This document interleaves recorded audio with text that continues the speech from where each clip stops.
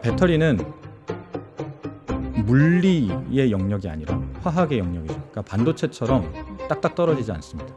그 데이터 센터에 들어가는 ESS 배터리를 이제 탈중국하고 싶어하죠. 근데 전기차 배터리는 그게 가능했단 말이에요. 왜냐하면 중국 외에 한국, 일본이라는 대안이 있으니까. 그래서 24년에 바이든 행정부 때 이미 그 전기차 배터리에 대해서 관세를 부과했죠. 근데 ESS 배터리는 지금 중국 점유율이 미국 내에서도 한 90% 정도 되거든요. 그러니까 이게 당장 대안이 없으니까 유예를 시켜줬었습니다. 그게 이제 내년부터고요. 네.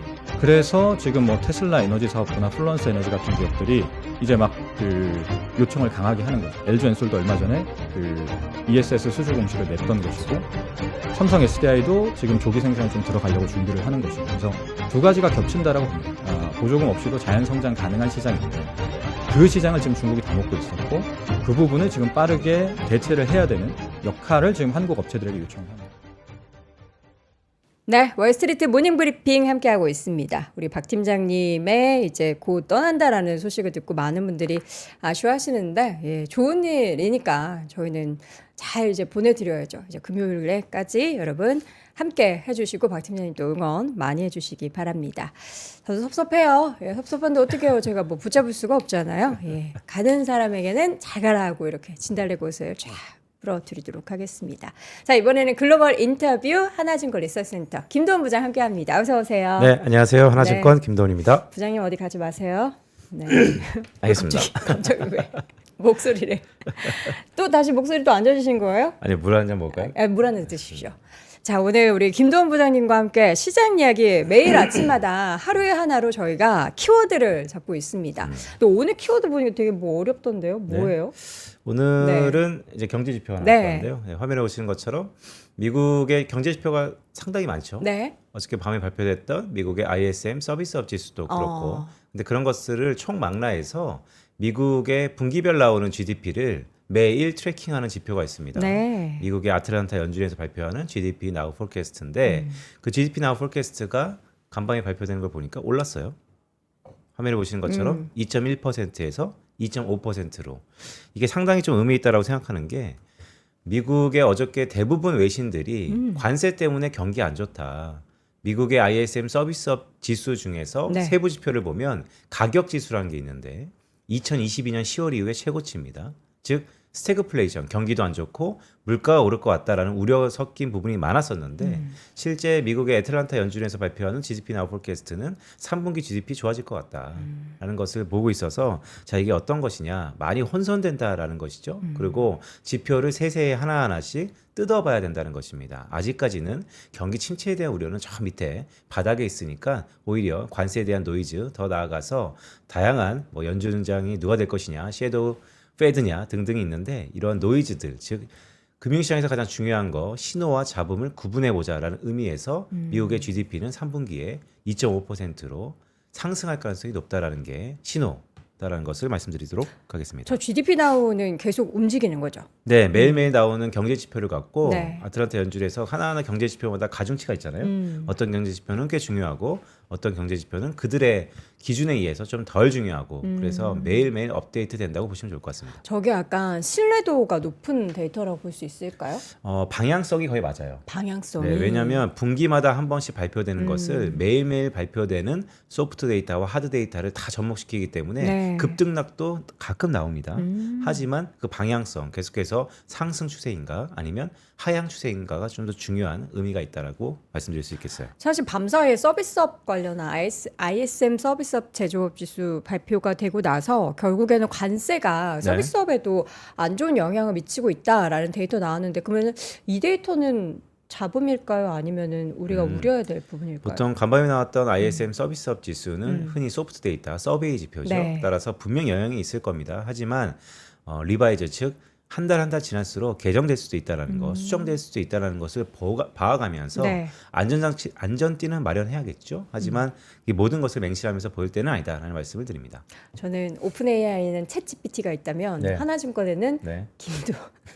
김도원이 있다. AI로 아니, 봤죠? 네. 뭐만 툭 치면은 바로 대답을 어떻게 0.1초의 네. 망설임도 없이 이렇게 차차차작 하시죠? 네, 15년 동안 트레이닝 됐습니다. 그러니까요. 얼마나 사람들이 나한테 물어봤겠어요. 여러분 궁금한 거 다 물어보세요. 제가 지금 다 여쭤봐 드릴게요. 어쨌든 지금 상황에서 경기 침체에 대한 우려가 있고 사실 얼마 전 그 고용 데이터가 좀 망가져서 네. 금리 인하에 대한 가능성이 높아졌을 때도 결국에 금리 인하가 되더라도 그 배경이 경기 침체라고 한다면 시장은 안 좋아할 거다라고 하는데 맞습니다. 말씀해 주신 내용이라면 경기 침체는 네, 경기 없죠. 침체는 저 아직 수면 아래 있다. 음. 물론 언제든 올라올 수 있죠. 하지만 네. 지금 당장은 아니다. 과한 부담과 우려는 할 필요가 없다라는 말씀을 드립니다. 알겠습니다. 어떻게 수면 위로 좀 이렇게 올라올 때마다 네. 우리 시그널 딱 체크하셔서 알겠습니다. 알려주시기 바랍니다. 네, 자, 제가 미션도 하나 드렸고요.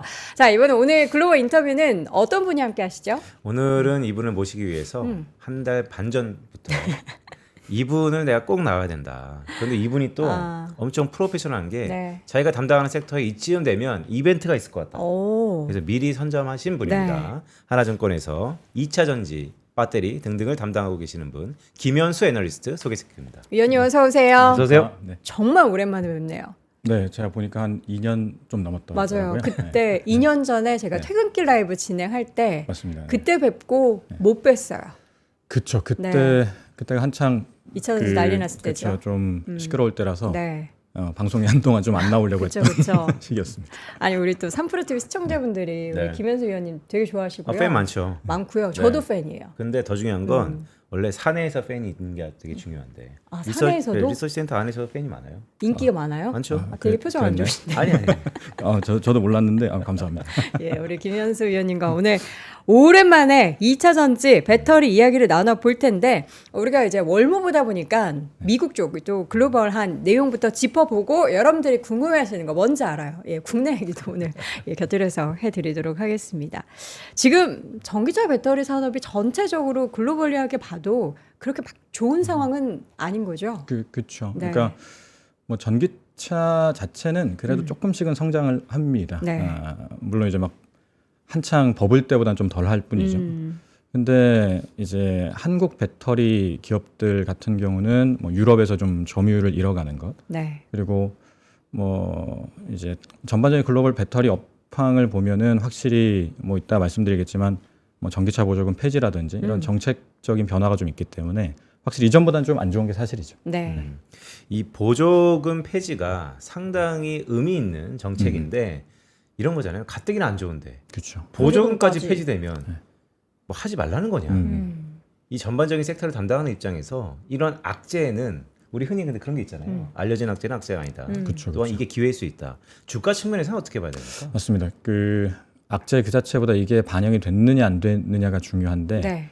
전기차 보조금 폐지, 특히나 우리가 중요하게 생각하는 게 북미지 않습니까? 그러니까 미국에서 어떻게 가느냐가 중요하죠. 그러니까 한국 배터리 기업들 전체 매출에서 이제 미국 비중이 한 절반 정도 되거든요. 원래는 유럽이 한 7, 80% 했는데 네. 유럽이 계속 좀 안 좋고 미국이 네. 급격하게 성장을 하니까 이제 미국이 반 됐습니다. 그래서 미국이 중요한데 작년에 트럼프 당선 가능성이 급격하게 올라오면서, 그러니까 한 작년 뭐 1분기까지만 해도 트럼프 또 되겠어 아마 이런 분위기였잖아요. 근데 이제 급격하게 올라오면서 그때 뭐 총격 사고도 있고 이러면서부터 배터리가 더 급격하게 빠졌거든요. 그러니까 말씀하신 이런 보조금 폐지 같은 이를테면 이제 그린 백래시라고 하죠. 그러니까 친환경 정책에 대해서 좀 반발하는 그런 흐름이 트럼프도 그렇고 뭐 벤스 부통령은 아예 뭐 그린 스캠이라고 표현하던 정치인이었으니까요. 그러니까 이들이 이제 다시 집권할 수 있다는 얘기가 나오면서부터 이미 그 부분은 프라이싱이 되었다라고 생각을 하고요. 그래서 저는 보조금 폐지 자체는 당연히 악재죠. 그리고 그래서 뭐 일론 머스크도 이번에 컨퍼런스 콜에서 얘기했던 게 향후 한 2개분기에서 3개분기 쉽지 않겠다라고 얘기를 하고 있어서 안 좋은데 주가 측면에서는, 그리고 주가 측면에서 반영됐느냐에 대한 판단 여부는 실적 추정치에 그게 반영됐느냐로 판단할 수가 있는데 네. 예를 들어 저는 LG 엔솔 같은 경우는 이미 전기차 배터리 매출이 전년 대비해서 한 15% 빠지는 걸로 되어 있거든요. 그러니까 실적 추정치들에는 이미 충분히 반영이 되어 있다라고 생각을 합니다. 이게 되게 중요한 것 같아요. 애널리스트들은 이런 악재를 미리 자기의 모형에 의해서 다 그죠. 반영시킵니다. 그래서 미래 가이던스나 이런 실적 전망치를 다 깎아요. 하향 조정해요. 그런데 이게 가치와 가격이 그린 것처럼 애널리스트가 바라보는 가치는 이미 낮아졌는데 아직 시장 참가자들, 똑똑하다고 하는 시장이 아직 그것을 인지하고 그것을 받아들이기까지의 그 과정 속에서 이 과정이 정말 황금기 같아요. 그 과정을 먼저 선취한다면 맞습니다. 드라마틱한 상승 랠리를 같이 할 것이고 그렇죠.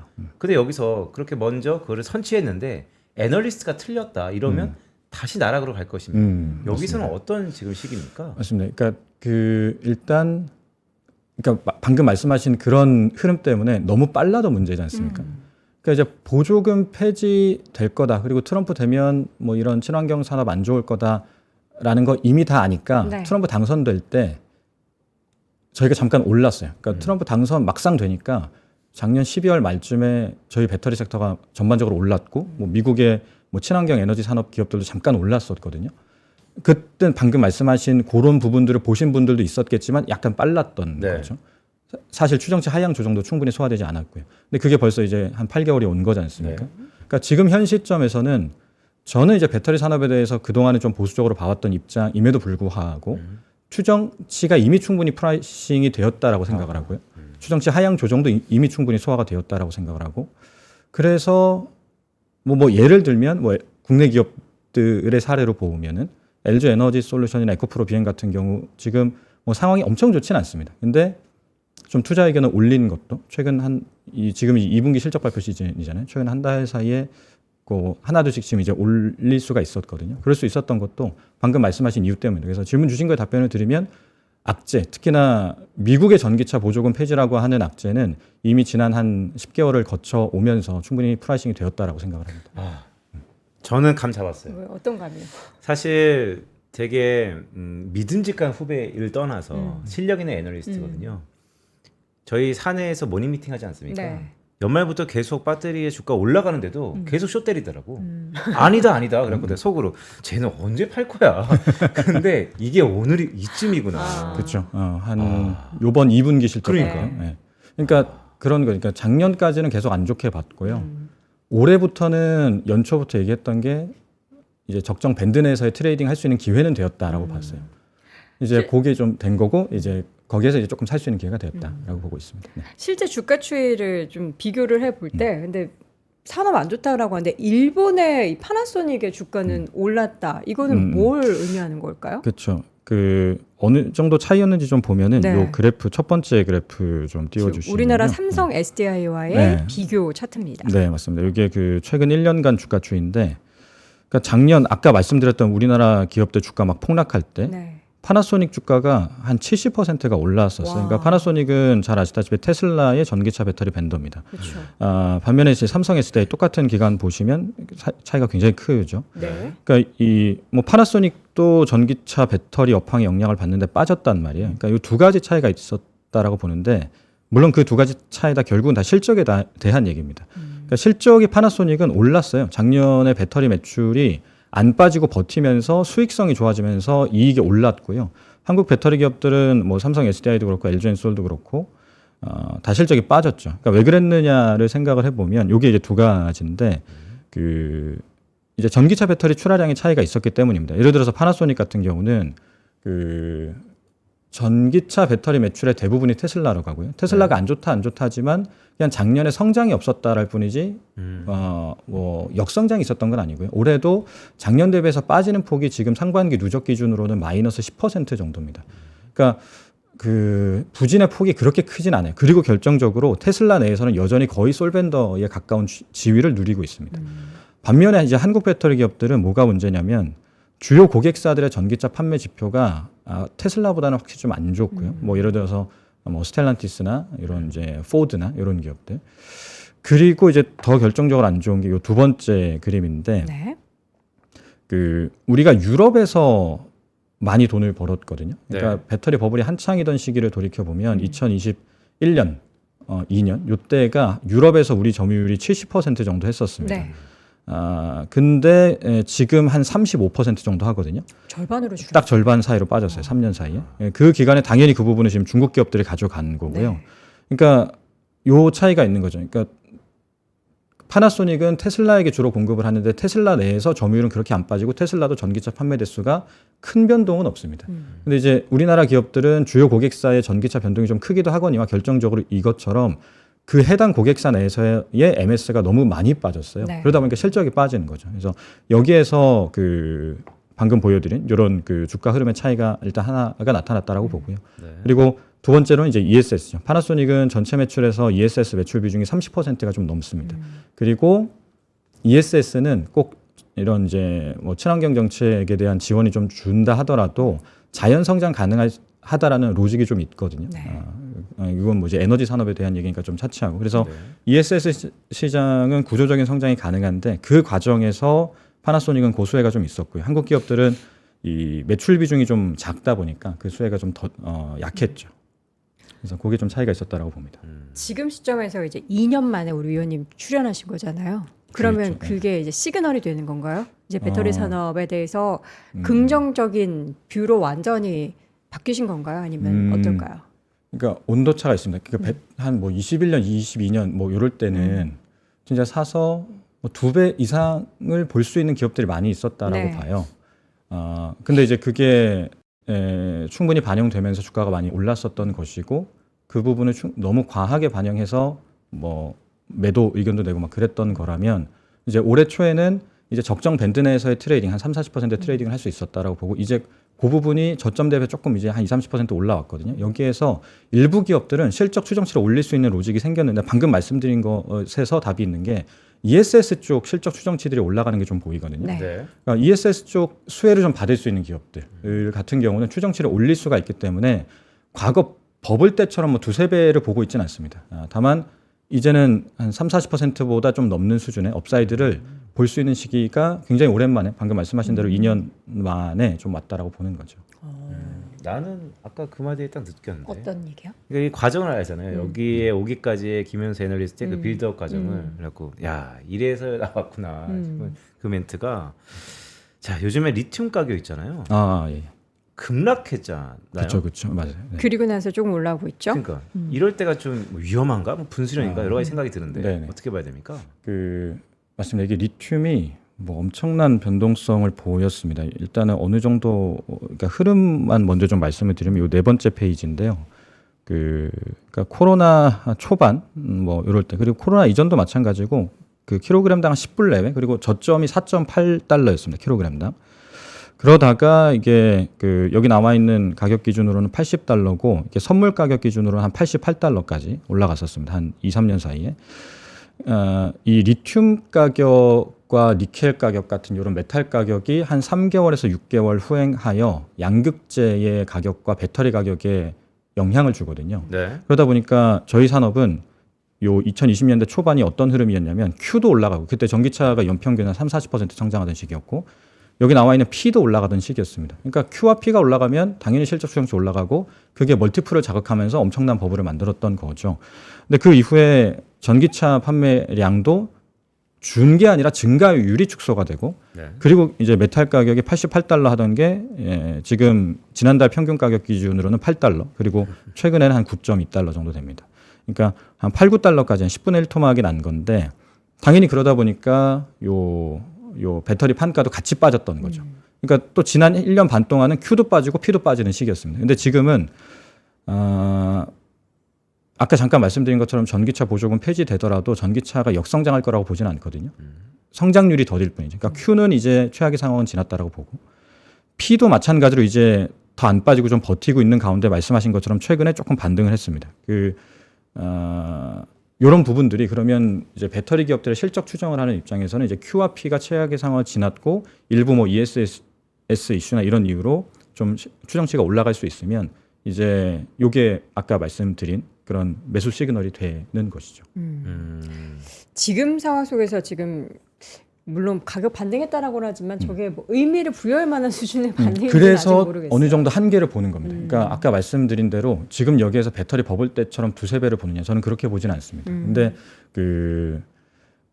이제 주가라는 게 항상 가치에 딱 붙어 있지는 않잖아요. 아까 네. 부장님 말씀 주신 대로 그 가치와 가격 간의 괴리를 찾는 게 뭐랄까요? 뭐 이제 우리의 주식의 숙명이죠. 그렇죠. 네. 우리의 역할이고 그거 하라고 이제 월급 주시는 걸 텐데 지금 봤을 때는 또 안 좋을 때는 또 안 좋은 것에 더 민감하게 반응하지 않습니까? 지난 한 한 1년간은 또 안 좋은 거에 또 지나치게 반응을 했었던 시기라고 보고요.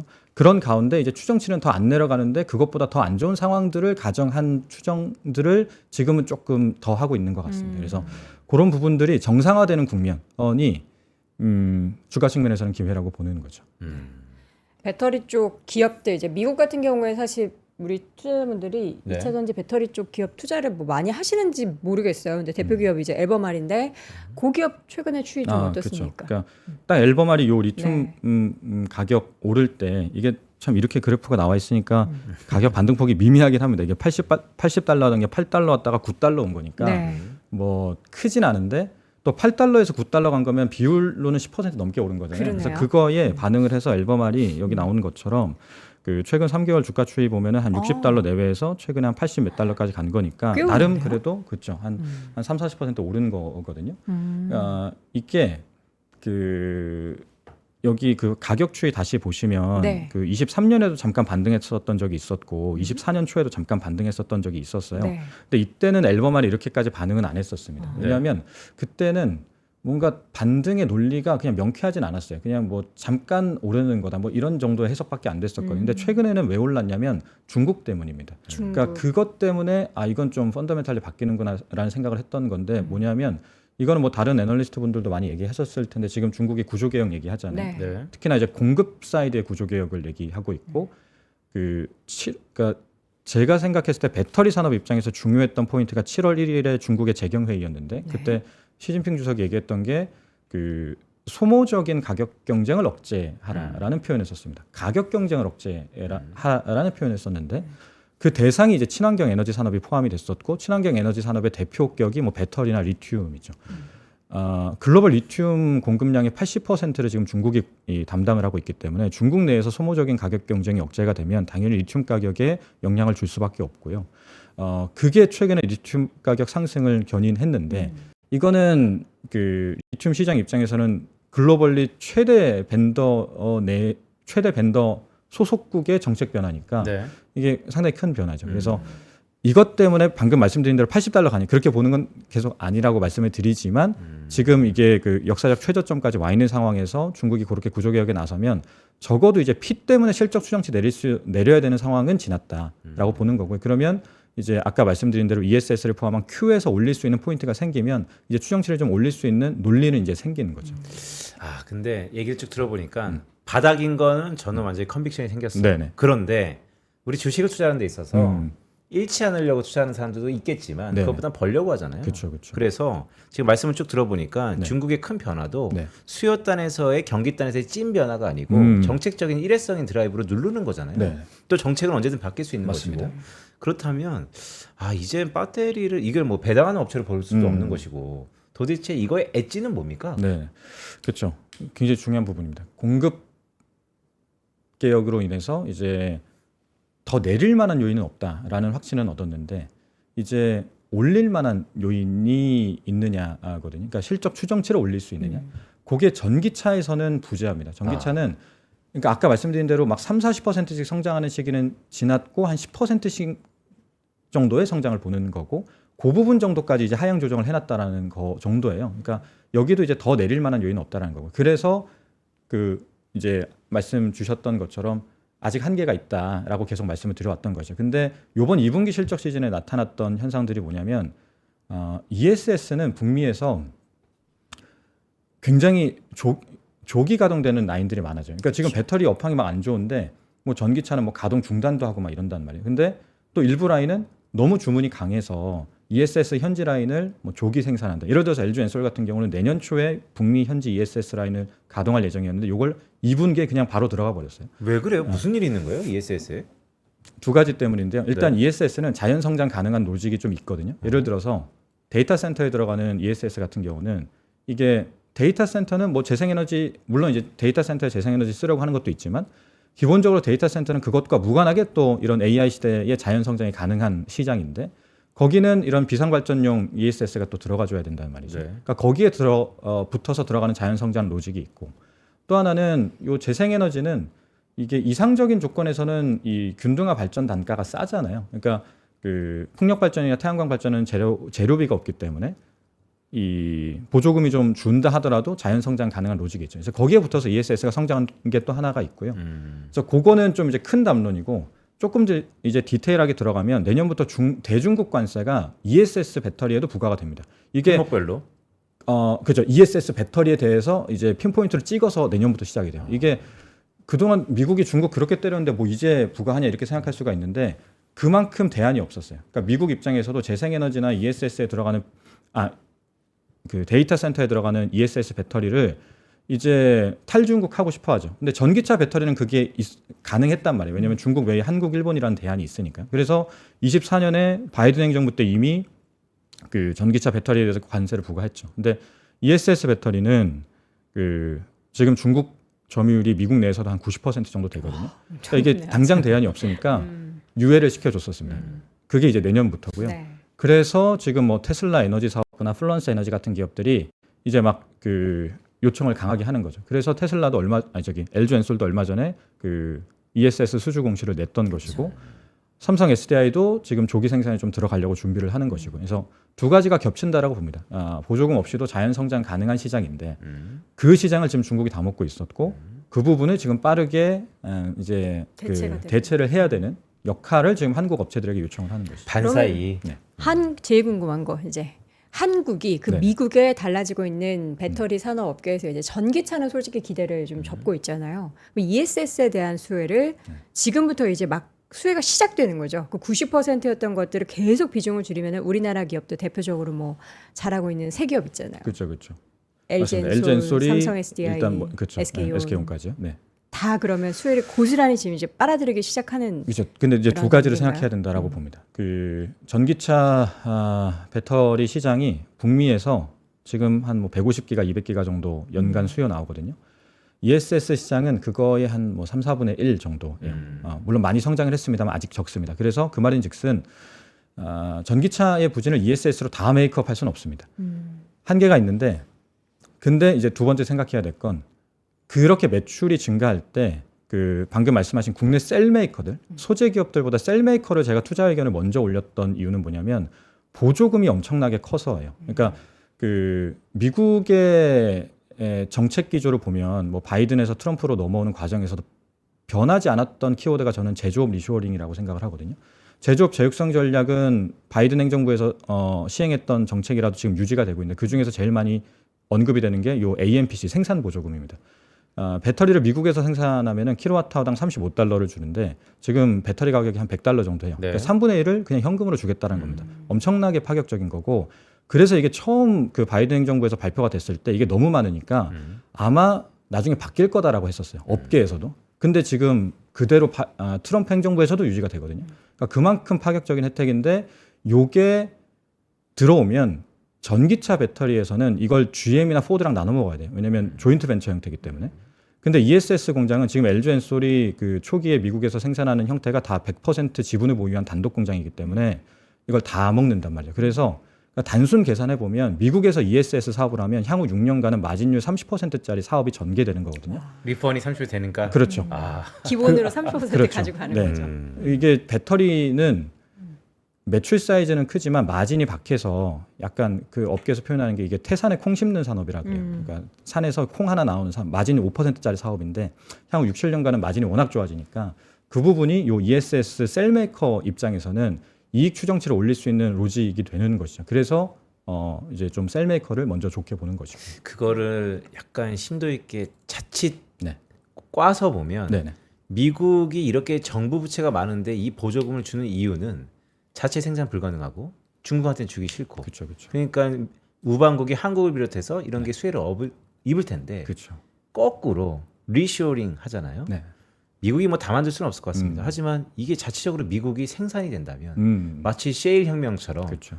그러면 이 보조금도 끊기고 아예 다 그냥 손가락 빠는 거 아닙니까? 그렇죠. 그러니까 그 미국이 지금 배터리 보조금을 주겠다라는 형태가 미국 내에서 생산하는 셀메이커에게 다 주겠다라는 거라서 만약에 말씀하신 대로 미국 내에서 자체적인 기업이 나오면 그들도 혜택을 받을 겁니다. 근데 이 시도가 이게 제가 그 증권사 입사하기 전부터 계속 있어 왔었거든요. 그래요? 지금 2000년대 그러니까 오바마 1기 때부터 A123라 그래서 미국 자체적인 셀메이커를 키우려는 시도가 계속 있었어요. 그러고 지금 이제 한 18년 정도 온 거죠. 아직까지도 미국에는 셀메이커가 없는 상황입니다. 그래서 이거는 확실히 미국 내에서는 그 배터리 셀메이커로서 수혜를 받을 수 있는 기업은 확실히 미국과 우호적인 관계에 있는 기업들. 그리고 이게 배터리라고 그게 이제 한국, 일본 기업들이죠. 그래서 요거는 이제 확실히 한국이 수혜를 받을 거라고 보고요. 특히나 그리고 요 기조가 바뀌지 않을 거다라고 보는 이유는 배터리는 그냥 LCD처럼 커머디티가 아니라 이 에너지 안보 관점에서의 네. 전략 물자로서의 성격이 있기 때문에 이건 한국 기업들이 조금 더 과감하게 베팅할 수 있는 논거가 된다라고 보는 거죠. 그러니까 김현수 애널리스트 말을 쭉 들으면 한 18년 동안 쭉 봐왔더니 미국 애들은 못 만들어요. 네. 진짜 못 만들까요? 그러니까 배터리는 물리의 영역이 아니라 화학의 영역이죠. 그러니까 반도체처럼 딱딱 떨어지지 않습니다. 그게 뭐 예를 들면 반도체 하던 그룹사가 이제 배터리를 하면서 계속 좀 더딘 이유 중에 하나이기도 한데, 그러니까 다시 본 얘기로 돌아와 보면 굉장히 적은 셀 단위를 어느 정도 생산해 볼 수는 있어요. 근데 이거를 연간 수십억 셀 단위로 균일한 퀄리티로 생산하는 역량이 필요한 것이거든요. 그거를 못했기 때문에 지금 유럽에서 한 지난 10년 사이에 새롭게 올라왔었던 브리티시 볼트나 노스볼트 같은 기업들이 결국은 파산으로 갔던 것이고요. 미국에서 여러 번 시도가 있었어요. 이게 이전에 우리가 잘 아는 에너자이저 만드는 건전지 만드는 기업도 셀메이커 좀 키우려고 했었거든요. 결국 네. 이제 실패했었고요. 그러니까 이런 부분들이 이제 뭐랄까 이제 생산 노하우를 얘기를 하는 것인데 이 부분에 있어서는 확실히 한국 기업들이 앞서 있다라고 생각을 합니다. 예전에 이 조상들의 이 손재주가 우리를 따라올 수가 없군요. 딱 네. 얘기 들어보니까 결국 대량 못 만든다는 거잖아요. 네, 정교하게. 맞습니다. 네, 그렇죠. 그러니까 지금 우리는 미국의 ESS 산업에 있어서 우리나라 기업들의 수혜를 이야기를 쭉 하고 있는데, 결국 그러면 전기차 쪽 만약에 수혜를 이야기하려면 네. 유럽 쪽 시장만 바라봐야 되는데 네. 유럽은 이미 점유율이 그렇게 줄어들고 있으면은 그 줄어든 점유율을 미국에서 ESS 쪽으로 이렇게 커버가 안 된다고 하셨잖아요. 그러면 여기서 좋은 거 있긴 한데 내려가는 것도 있다. 그러면 이게 어떻게? 그렇죠. 그러니까 이거를 일단 업에 대한 해석과 이제 주가에 대한 해석이 네. 좀 나뉘어야 되는데, 주가 측면에서는 방금 말씀하신 그런 악재들이 반영이 되었고 네. 그런 와중에 기대하지 않았던 ESS가 새로 생기는 시기이기 때문에 그렇죠. 요 시기에 주가 측면에서 기회가 생겼다. 한 30% 이상의 업사이드가 네. 오랜만에 생겼다 정도인 것이고요. 근데 이제 그거를 반영하고 나면 지금이 그 반영하는 한 중간쯤에 있다라고 보는데요. 네. 그걸 반영하고 나면 그 이후부터는 방금 말씀하신 악재들을 다시 고려하면서 다시 트레이딩 국면에 들어설 거라고 봅니다. 그래서 아까 말씀드린 대로 다시 이전만큼의 2배 이상의 업사이드를 보진 않는다라고 말씀드린 거고요. 그래서 주가 측면에서는 한계가 분명하게 있고, 이제 업에 대한 얘기로 돌아보면 그 전기차 쪽은 미국이 전기차 보조금을 폐지해서 이제 유럽만 봐야 되느냐라고 생각할 수 있지만 그렇진 않아요. 유럽은 네. 전기차 보조금이 이미 진작에 폐지가 된 국가들입니다. 물론 다시 살린다라는 얘기가 좀 있는데 규모가 이전만큼 크진 않아요. 그러니까 뭔 얘기냐면 자동차 시장에서 전동화로 넘어가는 동력이 만약에 보조금에만 있다라고 얘기를 하면은 이거는 이제 얘기를 할 수가 없어요. 근데 자동차 시장에서 전기차를 왜 하냐를 생각해 보면 이런 그 탄소 배출 규제 같은 이런 외생 변수도 있지만 SDV나 자율주행으로 넘어가는 과정에서의 내생 변수도 분명하게 있습니다. 이제 모빌리티 시장이 기계식 장치에서 전자식 장치로 넘어가고 움직이는 컴퓨터가 되고 이런 과정에서 내연기관보다는 전기차가 이걸 구현하는 데 더 용이한 조건을 갖추고 있기 때문에 넘어간다라고 보고요. 그러니까 우리가 미래 시대를 자율주행 시대로 정의한다라고 하면 전기차로 넘어가는 것도 전제 조건이라고 봅니다. 그러면 미국과 유럽에서 자연 성장이 가능하다라고 보는데요. 그래서 그 부분을 이전만큼 30-40%대의 성장을 보진 않지만 10% 내외 성장만 가능하다라고 하면은 ESS가 들어오면서 그 부분을 메꿔줄 수 있다라고 보는 거죠. 그러니까 딱 말씀하시니까 흔히 우리가 자동차를 볼 때 내연기관에서 전장 이런 전기로 가면서 편해지지만 고장이 좀 많았다라는 게 약간의 우려 섞인 부분이었는데, 지금 말씀하셨던 것처럼 어차피 전부 다 전장이 전자로 가는데 자동차에서 가장 중요한 내연기관을 계속 고수할 가능성보다는 바뀔 가능성이 자체적으로 엄청 큰 거군요. 네, 그렇게 보고 있습니다. 이게 저는 제일 중요한 부분이라고 봐요. 자율주행 SDV 구현할 때 전기차가 용이하냐, 내연기관을 그러니까요. 그대로 쓸 것이냐. 세 가지 측면에서 안 된다. 그러니까 전기차가 용이하다라고 보는 게 일단 전력 소모량이 급격하게 증가하거든요. 그 초기 한 10년 전에 나왔었던 자율주행 칩들을 보면 한 킬로와트당 10와트 정도 썼어요. 그러니까 10와트 정도의 전력 소모를 했습니다. 지금 나오는 거 한 800와트 정도 하거든요. 그러니까 이게 전력 소모가 지금 자율주행 레벨이 아직 레벨 2임에도 불구하고 이 정도인데 레벨 3, 4, 5 넘어가면은 더 많이 올라가죠. 물론 항상 그렇듯이 반도체는 전력 소모량을 줄이는 형태로 개발이 되기 때문에 이 정도의 기하급수적인 증가가 계속 비례해서 증가하지는 않겠으나 이걸 구현하기 위한 배터리 용량이 분명히 필요하고요. 그리고 이게 움직이는 컴퓨터가 된다라는 거는 움직이는 컴퓨터나 스마트폰처럼 구동이 된다라는 것인데 우리가 잘 아는 컴퓨터나 스마트폰은 다 중앙 제어 장치가 컨트롤하죠. CPU나 AP 같은. 지금 내연기관은 다 OEM 체제, 그러니까 티어 1으로부터 부품을 받아와서 조립하는 형태라서 각 모듈들이 다 분산형 제어 형태입니다. 자율주행 구현하는데 용이한 시스템이 아닌 거죠. 근데 전기차는 초기부터 중앙 제어형으로 개발이 되었기 때문에 자율주행을 얻는데 더 용이하고요. 그래서 이런 부분들 때문에 이미 뭐 현대차도 그렇고 뭐 혼다도 그렇고 일반 내연기관 차들이 요 자율주행 기술을 얻는 그 대상은 다 전기차 모델에다 얹고 있단 말이에요. 웨이모도 마찬가지로. 그래서 저는 이 모빌리티 시장이 이제 장기적으로 움직이는 컴퓨터가 되고 SDV화 되어 갈 텐데 그 과정에서 그게 상수라면 전동화 역시 상수라고 생각을 하는 거죠. 결국에는 당연히 자연스럽게 그러니까 배터리 시장에 있어서 확대가 될 수밖에 없는 그 수순을 밟고 있기는 한데 네. 그 안에서 우리나라 기업 같은 경우에는 뭐 유럽에서 전기차 관련한 점유율이 뺏겨도 다른 쪽에 있어서 ESS 쪽에 지금 올라오면서 최근에 시장에서 반짝하고 있는 거고 또 전체 시장 봤을 때는 결국에는 배터리 쪽 산업이 계속 우상향할 수밖에 없다. 맞아요? 그렇죠. 네, 그렇게 보고 있어요. 네. 그렇게 보고 그 과정에서 이제 그런 성장성을 또 많이 반영을 했었죠. 네. 많이 반영했었고 이제 주가 측면에서는 그래서 이제 그런 부분들 잘 경계해서 가야 되는데 또 오랜만에 다시 또 그런 악재들이 충분히 반영된 상태다. 그러네요. 그래서 또 기회가 생겼다라고 보는 것이고. 김현수 애널의 오늘 얘기 중에 네. 뭐 여러 가지가 내리에 좀 박히는데 그 중에 하나가 저 자체적으로도 되게 고민이었거든요. 어떤 고민이? 트럼프가 딱 되면서 네. 말씀하셨던 것처럼 풀 SD로 가는데 자율주행으로 가는데 전기차가 해자인가? 왜 내연기관에서 안 되나? 네. 이게 이제 고민이 좀 있었거든요. 네. 그래서 근데 역시 그냥 전기차 쪽으로 그냥 대세는 가는 거구나. 네, 그런 그렇게 생각이 좀 드네요. 보고 있습니다. 최근 테슬라 이슈 중에서 궁금한 게 있었었는데 그 테슬라가 이제 LG와 굉장히 친하잖아요. 네. 근데 최근에 이제 삼성전자 손을 잡고 나서 네. 삼성과 그 친구들, 뭐 삼성 전기, 그쵸, 그 그쵸. 배터리도 삼성 SDI 네, 수주가 맞습니다. 늘어날 것이다 네. 하는 기대감에 주가가 폭발적으로 올랐었어요. 그렇죠. 어떻게 LG의 손을 조금씩 더 놓고 삼성 SDI 쪽으로 기울어질 가능성이 큰가요? 놓진 않을 거라고 봅니다. 음. 근데 이제 말씀하신 대로 배터리 영역에서는 지금 협업이 안 되고 있는데 네. 말씀하신 대로 이제 파운드리 협력을 시작했고 그리고 카메라 모듈도 시작을 했고 네. 그러면 또 여러 가지 부품 중에 또 중요한 게 배터리니까 당연히 협력을 하지 않겠느냐는 기대감들이 있는 거죠.